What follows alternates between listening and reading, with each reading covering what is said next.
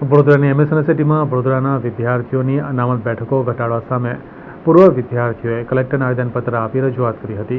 વડોદરાની એમએસ યુનિવર્સિટીમાં અભ્યાસ કરી ચૂકેલ કેટલાક પૂર્વ વિદ્યાર્થીઓએ એક રેલી કાઢીને કલેક્ટર કચેરી ખાતે આવેદનપત્ર સુપ્રત કર્યું હતું અને યુનિવર્સિટીના નિર્ણયનો વિરોધ કર્યો હતો.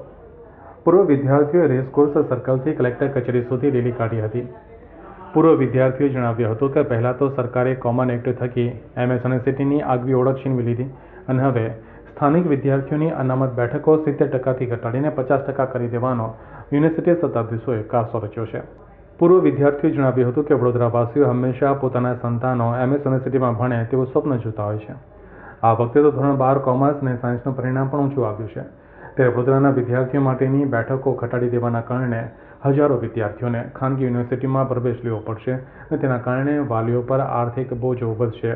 જેથી વડોદરાના વિદ્યાર્થીઓને પ્રવેશમાં પ્રાથમિકતા આપવામાં આવે તે માટે કલેક્ટર અને સરકાર એમએસ યુનિવર્સિટીના વાઇસ ચાન્સલરને આદેશ આપે તેવો અનુરોધ કર્યો હતો.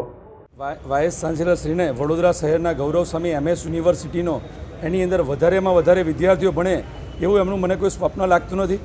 વાઇસ ચાન્સેલર સાહેબ જે દિવસથી એમએસ યુનિવર્સિટીની અંદર બેઠા છે ત્યારથી આ વિદ્યાર્થીઓની સીટો ઘટાડતા જાય છે.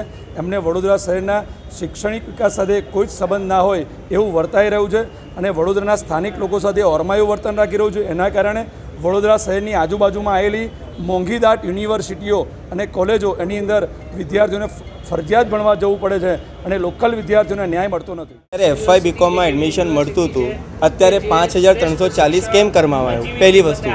બીજી વસ્તુ, બીબીએ બીકોમ ઓનર હવેથી બંધ થઈ ગયું છે. એ લોકોને બીકોમની અંદર આવી ગયું તો બિલ્ડિંગો ઓલરેડી ખાલી પડી છે. તમે 2 પાલીમાં કામ ચલાવો, 3 પાલીમાં કામ ચલાવો, બધા કોરસ્પોન્ડન્સ કોર્સ કરાવે છે, સવાર સાંજ બધી કોર્સ ચલાવે છે. તો આવી રીતે પણ આપણે મેનેજમેન્ટ કહી શકીએ છીએ ને, મેનેજમેન્ટ પાસે બેસાડીની જગ્યા છે તો સીટ ઓછી કરવામાં કેમ આ લોકો આપણે જોડે સ્થાનિક વિદ્યાર્થીઓને કેમ આ ગેરમાર્ગે દોડીને પ્રાઇવેટ યુનિવર્સિટીમાં એડમિશન લે?